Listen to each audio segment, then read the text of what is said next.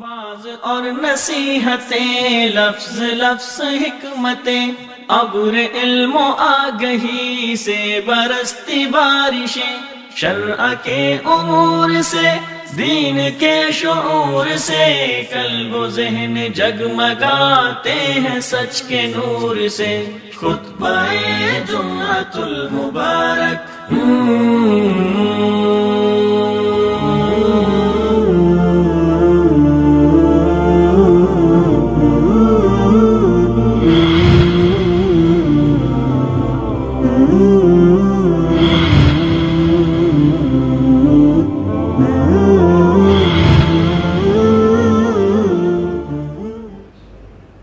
السلام علیکم ورحمۃ اللہ وبرکاتہ۔ ان الحمد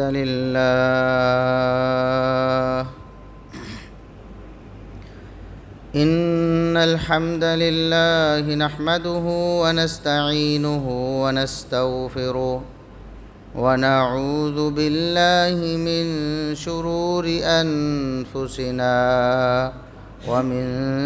سیئات اعمالنا،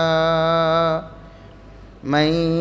يهده الله فلا مضل له ومن يضلل فلا هادي له، اشهد ان لا اله الا الله وحده لا شريك له، وأشهد أن محمدًا عبده ورسوله۔ اللهم صل على محمد وعلى آل محمد كما صليت على إبراهيم وعلى آل إبراهيم إنك حميد مجيد۔ اللهم بارك على محمد وعلى آل محمد كما باركت على إبراهيم وعلى آل إبراهيم إنك حميد مجيد۔ أما بعد، فيا أيها الناس، ألا إن خير الحديث كتاب الله، وخير الهدي هدي محمد صلى الله عليه وسلم، وشر الأمور محدثاتها، وكل محدثة بدعة، وكل بدعة ضلالة۔ أعوذ بالله السميع العليم من الشيطان الرجيم، من همزه ونفخه ونفثه۔ بسم الله الرحمن الرحيم۔ يا أيها الذين آمنوا اتقوا الله حق تقاته ولا تموتن إلا وأنتم مسلمون۔ انتہائی قابل احترام بزرگوں، عزیز نوجوان ساتھیوں، معززات و مکرمات اسلامی ماں اور بہنوں، ہر قسم کی حمد و ثنا، تعریف و تمجید، کبریائی، بڑائی، رفعت و عظمت اللہ رب العزت کے لیے جو پوری کائنات کا خالق و مالک ہے۔ بے شمار، لا تعداد، بے حد و حساب درود و سلام پیغمبر آخر الزماں، محسن انسانیت، محسن کائنات، جناب محمد الرسول اللہ صلی اللہ علیہ وسلم کی ذات اقدس پر۔ جیسا کہ آپ احباب سب بخوبی جانتے ہیں کہ رمضان المبارک کا مہینہ یہ الوداع ہونے جا رہا ہے۔ ہو سکتا ہے کہ آج کا یہ خطبہ جمعۃ المبارک اس رمضان کا آخری خطبہ ہو۔ یہ بھی ممکن ہے کہ اللہ رب العزت ایک اور جمعہ ہمارے نصیب میں کرے۔ بہرحال رمضان المبارک جو بہت رحمتوں اور برکتوں والا مہینہ ہے ہم سے بچھڑ رہا ہے اس حالت میں کہ ہم اس کی رحمتوں اور برکتوں کو کما حقہ سمیٹ نہیں پائے ہیں۔ اللہ رب العزت نے رمضان المبارک کو فرض کیا تو اس کا جو مقصد بتایا لعلکم تتقون، تاکہ تم متقی بن سکو، تمہارے اندر تقوی پیدا ہو۔ تو رمضان تو تقریباً گزرنے والا ہے، اللہ ماشاء اللہ رب العزت کے کچھ چند ایسے پسندیدہ افراد ہوں گے ہم میں سے، ہمارے معاشرے میں سے، جنہوں نے تقوی حاصل کر لیا ہوگا، ورنہ ہماری حالت ایسی ہے کہ اللہ معاف کرے، رمضان المبارک کا بھی حیا نہیں کیا ہم نے، رمضان المبارک کی قدر نہیں کی ہم نے، اللہ رب العزت کی طرف سے دیا ہوا موقع ہم نے اس کا بڑا حصہ گنوا دیا ہے، ضائع کر دیا ہے۔ یہ جو چند دن باقی رہ گئے ہیں یہ بہت قیمتی دن ہیں۔ رمضان المبارک کا آخری عشرہ رسول اللہ صلی اللہ علیہ وسلم اس کے بارے میں خاص تاکید فرماتے تھے، بلکہ صحابی بیان کرتے ہیں، سیدہ عائشہ رضی اللہ عنہا بیان کرتی ہیں کہ آپ صلی اللہ علیہ وسلم تو رمضان میں ویسے ہی بہت محنت کرتے تھے، لیکن جب آخری 10 دن شروع ہو جاتے تو آپ صلی اللہ علیہ وسلم احیا لیلہ، پوری رات جاگا کرتے تھے، وَأَيْقَظَ أَهْلَهُ، اپنے پورے گھر والوں کو سب کو جگایا کرتے تھے۔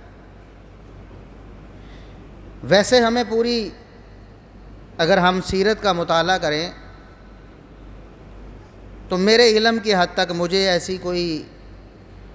حدیث نہیں ملی، ایسا کوئی بیان نہیں ملا کہ رسول اللہ صلی اللہ علیہ وسلم نے عام دنوں میں اپنی ازواج مطہرات کو زبردستی اٹھایا ہو کہ اٹھو عبادت کرو۔ ازواج مطہرات بہت نیک تھیں، عبادت کرتی بھی تھی، یہاں تک کہ ایک ام المومنین اتنا شوق ہے عبادت کا، اتنا شوق ہے، رات کو قیام کرتی ہیں، لمبی عبادت کرتی ہیں، تو اس شوق سے کہ مجھے کہیں نیند آ جائے گی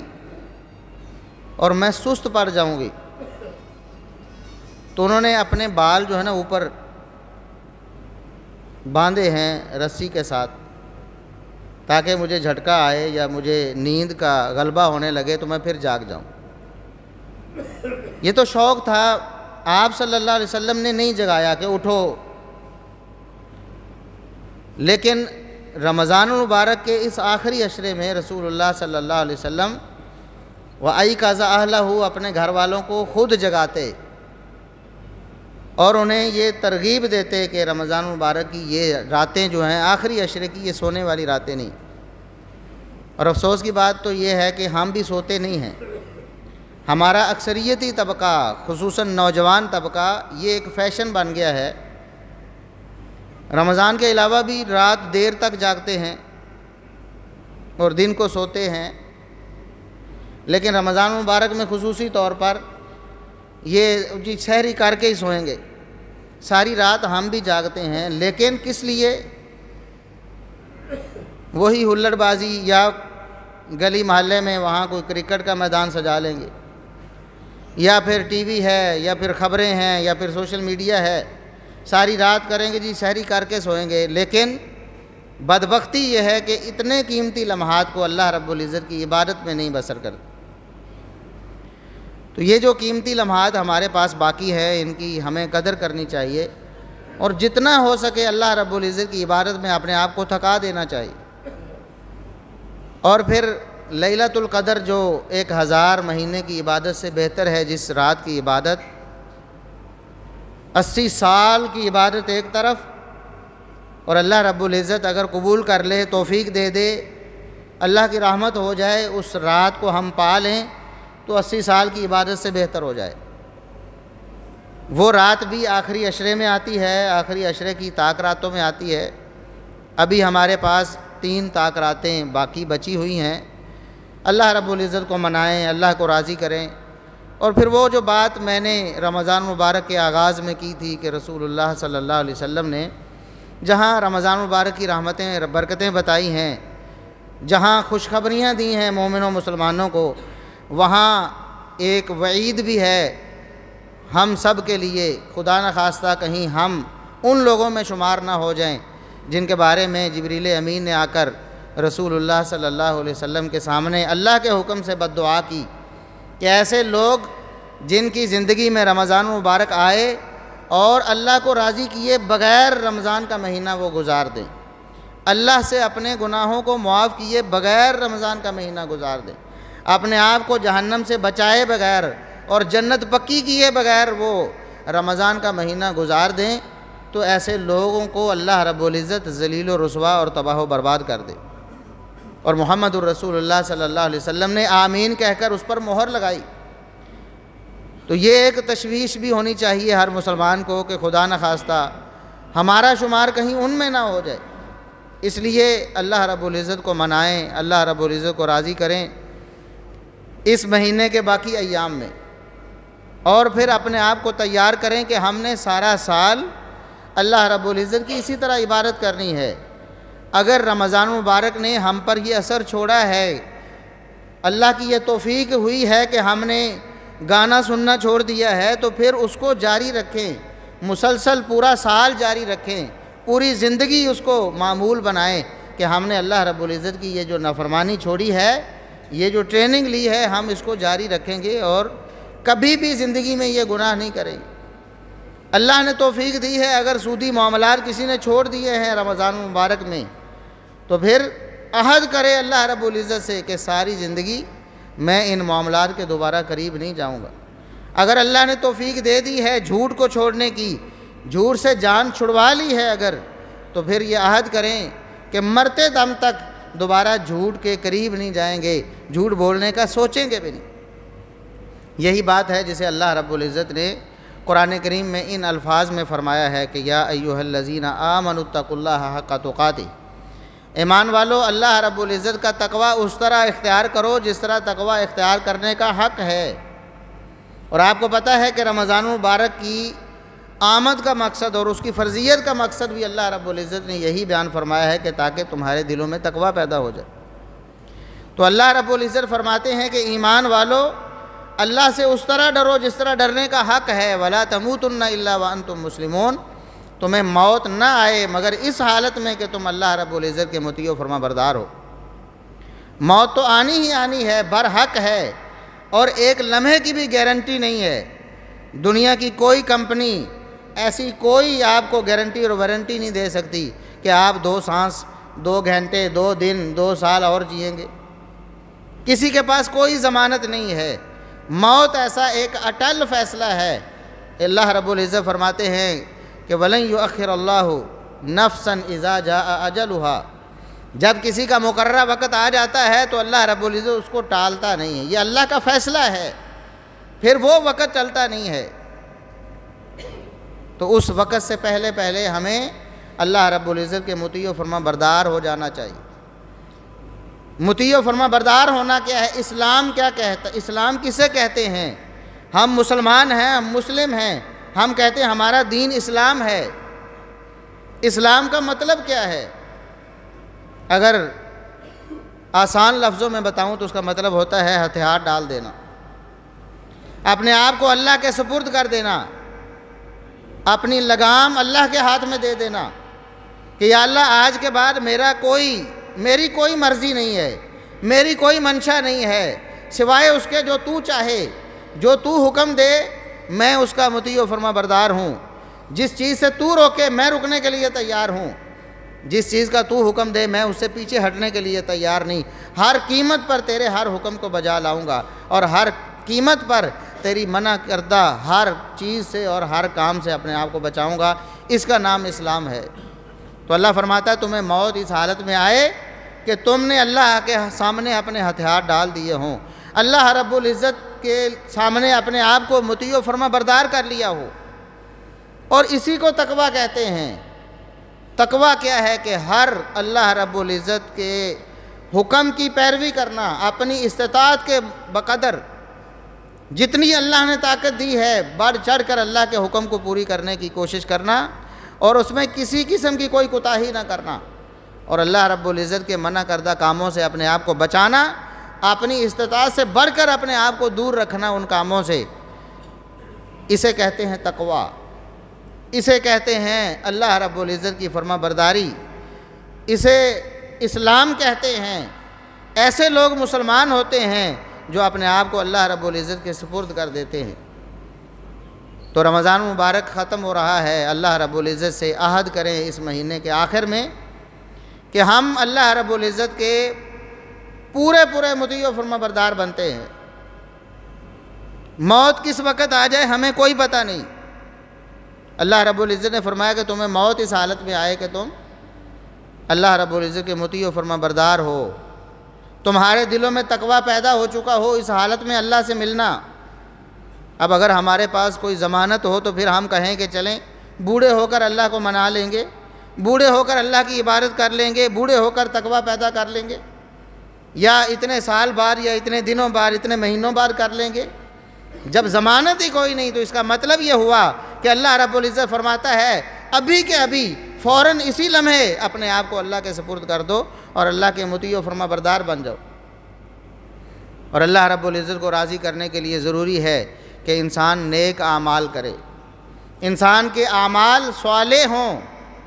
اعمال صالحہ ہماری زندگی کا مقصد ہے۔ اللہ رب العزت نے جہاں موت و حیات کا ذکر فرمایا سورہ ملک میں فرمایا الذی خلق الموت والحیات لیبلوکم ایکم احسن عملا۔ اللہ رب العزت نے یہ جو موت و حیات کا نظام اس کائنات میں بنایا ہے یہ بے مقصد نہیں ہے، اس کا ایک ہی مقصد ہے تاکہ تم اعمال صالحہ کے ساتھ اللہ رب العزت کے دربار میں اپنے آپ کو کامیاب کر لو۔ اللہ رب العزت تمہارے اعمال صالحہ کو واضح کرنا چاہتا ہے کہ کون اعمال صالحہ لے کر آتا ہے، کتنے اعمال صالحہ لے کر آتا ہے۔ تو ہماری زندگی کا مقصد اس دنیا میں ہماری پیدائش اس لیے ہوئی ہے کہ ہم موت سے پہلے اعمال صالحہ کر کے اللہ رب العزت سے ملاقات کریں۔ تو اپنے اس مقصد کو پورا کریں، اور اعمال صالحہ کے لیے 3 شرطیں ہیں جو ہم نے آج اللہ رب العزت سے وعدہ کر کے اٹھنا ہے کہ ہم نے ان 3 شرطوں کو ہر صورت میں پورا کرنا ہے۔ کون سی 3 شرطیں ہیں؟ ہم عمل کرتے ہیں، ہر مسلمان زندگی میں عمل کرتا ہے، کوئی تھوڑے کرتا ہے کوئی زیادہ کرتا ہے۔ کوشش یہ ہوتی ہے کہ ہمارا اللہ ہم سے راضی ہو جائے، کوشش یہ ہوتی ہے کہ ہمارے گناہ معاف ہو جائیں، کوشش یہ ہوتی ہے کہ ہمیں جنت مل جائے، کوشش یہ ہوتی ہے کہ ہم جہنم سے بچ جائیں، کوشش یہ ہوتی ہے کہ ہم اللہ کے محبوب بندے بن جائیں، اللہ کا قرب ہمیں حاصل ہو جائے۔ لیکن وہ کیسے حاصل ہوگا؟ جب آپ کے ہر عمل میں 3 شرطیں لازمی طور پر پوری ہوں گی، تب آپ کا عمل صالح ہوگا، اللہ کے ہاں قابل قبول ہوگا، تب آپ کو اس کے فوائد و ثمرات جو دنیا میں بھی ہیں اور آخرت میں بھی ہیں وہ آپ کو نصیب ہوں گے۔ اور اگر ان 3 شرطوں میں سے ایک شرط بھی آپ کی کم ہو گئی، ایک شرط بھی آپ پورا کرنے سے رہ گئے، تو لازمی طور پر اللہ کا فیصلہ ہے کہ پھر آپ کا عمل اللہ رب العزت کے ہاں قابل قبول نہیں ہوگا۔ یہ اللہ رب العزت نے واضح طور پر بتا دیا ہے کتاب و سنت میں کہ ان 3 شرطوں کے بغیر آپ کا عمل اللہ رب العزت کو قبول نہیں ہے۔ روزے ہم رکھ رہے ہیں، قیام ہم کر رہے ہیں جتنی اللہ نے توفیق دی ہے، کوشش کرتے ہیں اللہ رب العزت کی راہ میں صدقہ و خیرات بھی کرتے ہیں، تھوڑا بہت جو بھی کرتے ہیں، اس کے علاوہ بھی ہم اعمال سر انجام دیتے ہیں۔ مقصد یہ ہر مسلمان کا ہے، اس کی سوچ اور فکر یہ ہے کہ میرا اللہ مجھ سے راضی ہو جائے، میری نجات کا سبب بن جائے میرے یہ عمل۔ تو 3 شرطیں لازمی طور پر یاد رکھیں اور انہیں پورا کریں۔ سب سے پہلی شرط ایمان ہے، توحید ہے، اللہ رب العزت پر کامل ایمان، اللہ رب العزت کی ربوبیت، اس کی الوہیت پر کامل ایمان رکھنا اور اس کے تقاضوں کو پورا کرنا، یہ لازمی شرط ہے، اس کے بغیر ایمان قبول نہیں ہو سکتا۔ توحید باری تعالیٰ کے بغیر آپ کا کوئی بھی عمل اللہ رب العزت کو قبول نہیں ہے۔ دیکھیں جہاں تک اللہ رب العزت کو ماننے کی بات ہے تو کفار مکہ بھی مانتے تھے۔ قرآن نے کہا اے نبی آپ ان سے پوچھ کے دیکھیں وَلَئِن سَأَلْتَهُم مَّنْ خَلَقَ السَّمَاوَاتِ وَالْأَرْضَ لَيَقُولُنَّ اللَّهُ، آپ ان مشرکین مکہ سے پوچھیں، ان سے سوال کریں زمین و آسمان کو پیدا کرنے والا کون ہے، خالق کون ہے، مالک کون ہے؟ لَيَقُولُنَّ اللَّهُ، اے نبی یہ ضرور بے ضرور آپ کو فوری بول کر کہیں گے اللہ ہی خالق و مالک ہے آسمان و زمین کا۔ آپ ان سے پوچھیں آسمان سے بارش کون نازل کرتا ہے، یہ ضرور بے ضرور کہیں گے کہ اللہ کرتا ہے۔ اللہ کو مانتے تھے مشرکین مکہ، اسی لیے تو حج کرتے تھے، اسی لیے تو حاجیوں کی خدمت کو اپنی سعادت سمجھتے تھے، اور آج تک اہل عرب میں وہ شوق اور ذوق باقی ہے۔ آج بھی وہ حاجیوں کی خدمت کرتے ہیں، عمرہ کرنے والوں کی خدمت کرتے ہیں، شوق سے کرتے ہیں۔ مشرکین مکہ بھی کرتے تھے، اللہ کو مانتے تھے، اللہ کو راضی کرنے کے لیے کرتے تھے، اپنے آپ کو گناہوں سے پاک صاف کرنے کے لیے کرتے تھے، حتیٰ کہ انہوں نے ایسے طریقے بھی بنا لیے تھے جو اللہ اور اس کے رسول صلی اللہ علیہ وسلم نے نہیں بتائے تھے۔ کسی نبی نے وہ طریقہ نہیں بتایا تھا، لیکن انہوں نے سمجھا کہ شاید اس سے ہمارے گناہ معاف ہو جائیں۔ وہ کیا کرتے تھے؟ جب بیت اللہ سے واپس جاتے، حج عمرہ کرنے کے بعد اپنے گھروں کے دروازوں سے داخل نہیں ہوتے تھے، بلکہ گھروں کی دیواریں پیچھے سے پھلانگ کر گھر میں داخل ہوتے تھے۔ اعتقاد یہ تھا کہ ہم اس دروازے سے جب گئے تھے تو گناہگار تھے، اب ہم اس دروازے سے داخل نہیں ہوں گے، ہم پیچھے سے آئیں گے تاکہ ہم گناہگار نہ ہو جائیں۔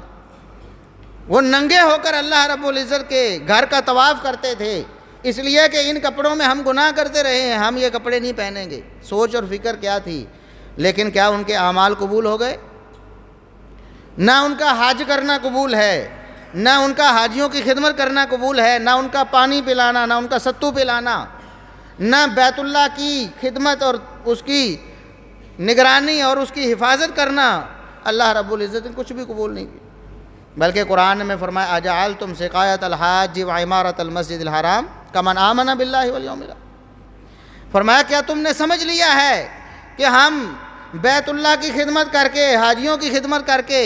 بیت اللہ کی آبادی کا بندوبست کر کے ہم ان لوگوں کے برابر ہو جائیں گے جنہوں نے اللہ رب العزت پر ایمان لایا، یوم آخرت پر ایمان لایا؟ یعنی ایمان لازمی شرط ہے، اور ایمان بھی وہ جو ہمیں محمد الرسول اللہ صلی اللہ علیہ وسلم نے بتایا ہے۔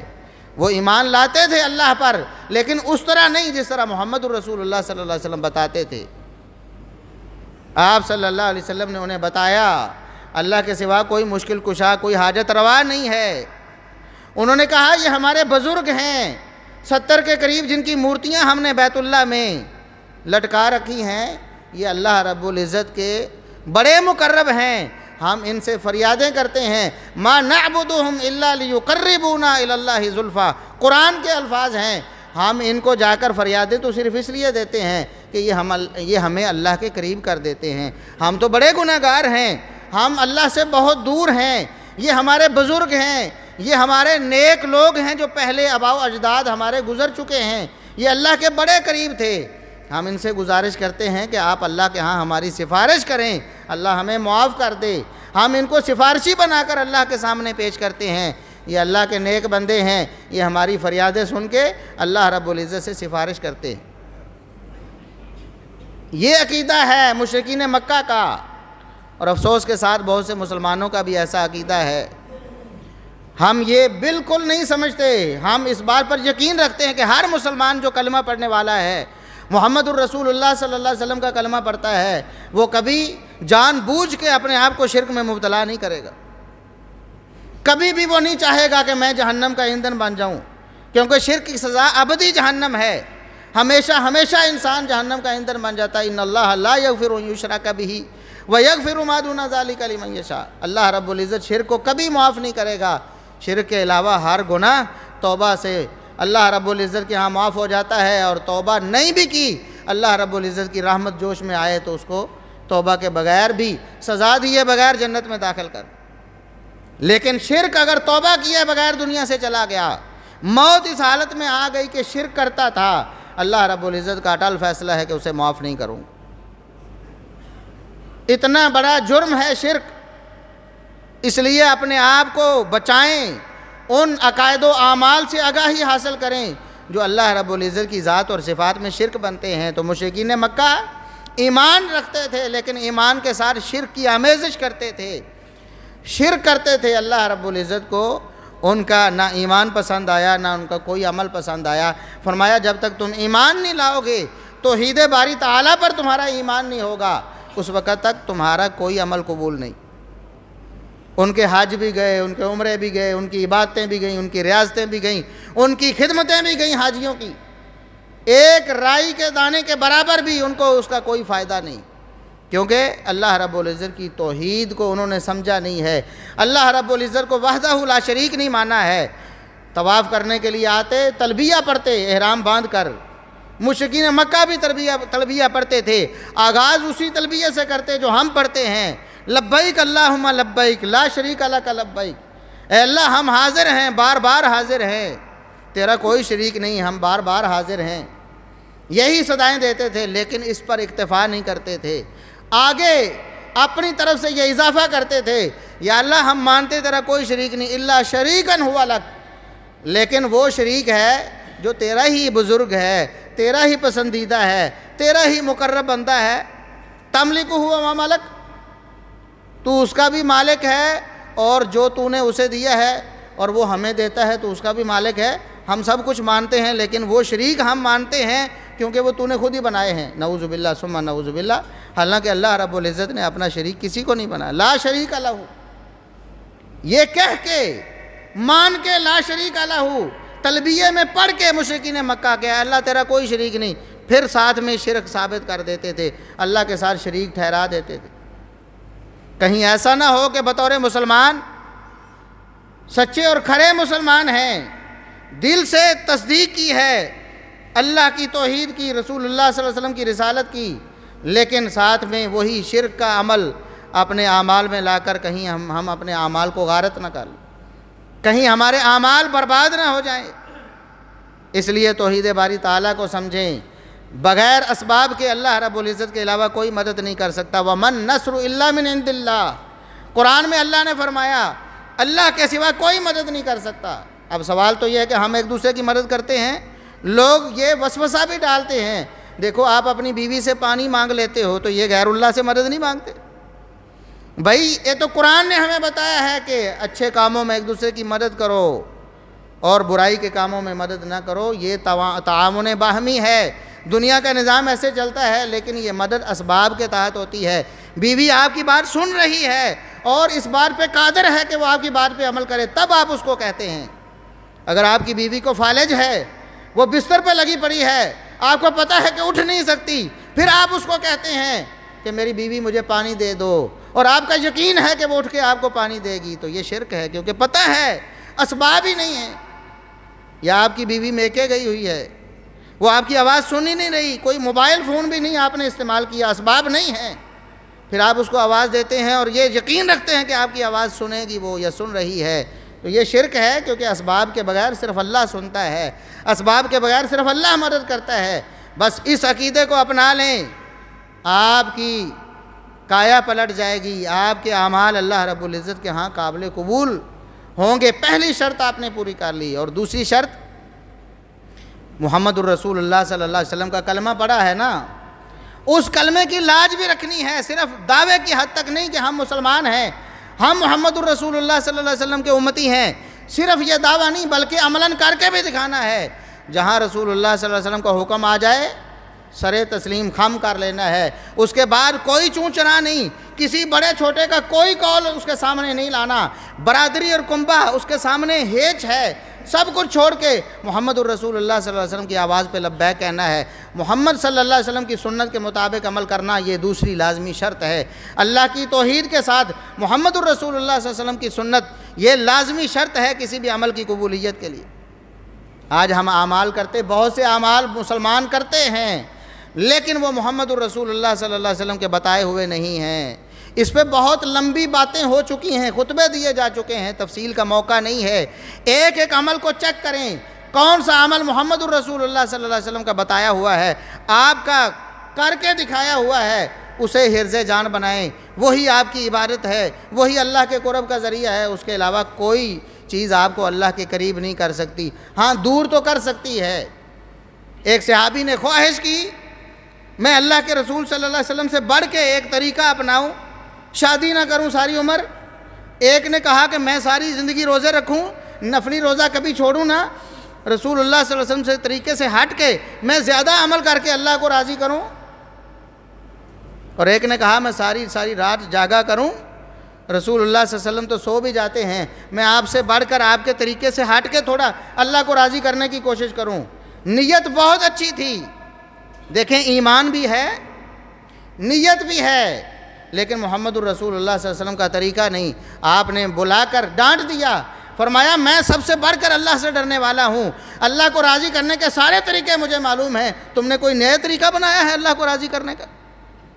فمن راغب عن سنتی فلیس منی، جس نے میرے طریقے سے منہ موڑ کر اللہ کی کوئی عبادت کرنا چاہیے اس کا مجھ محمد سے کوئی تعلق نہیں۔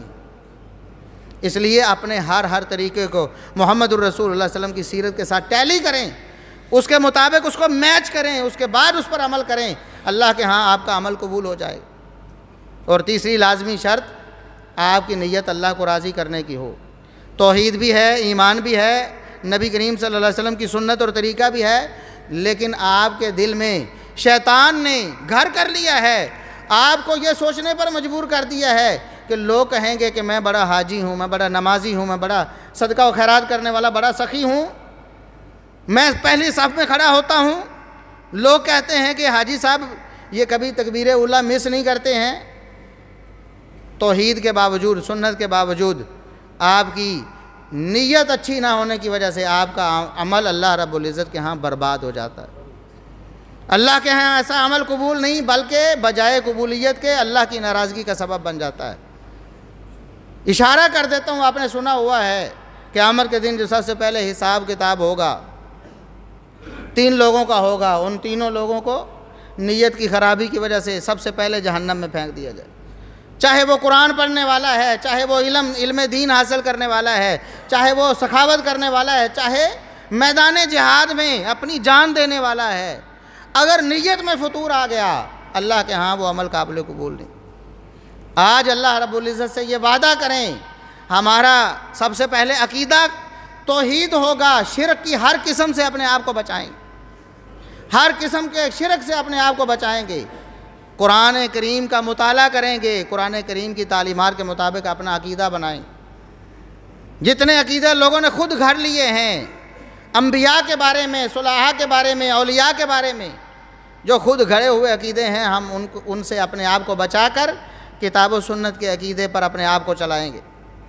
اور پھر محمد الرسول اللہ صلی اللہ علیہ وسلم کی سنت پر عمل کریں گے۔ وہ سنت چاہے عبادات میں ہو، چاہے معاملات میں ہو۔ نماز کے بارے میں جو سنت ہے، آپ نے فرمایا نماز اسی طرح پڑھو جس طرح مجھے پڑھتے دیکھا ہے۔ صحابہ نے آپ صلی اللہ علیہ وسلم کو پڑھتے دیکھا، بلکہ دور دور سے سفر کیا کہ ہم جا کر دیکھیں محمد الرسول اللہ صلی اللہ علیہ وسلم کی نماز کیسی ہے، پھر اس کو بیان کیا، قیامت تک کے لیے حدیث کی کتابوں میں محفوظ ہو گئی۔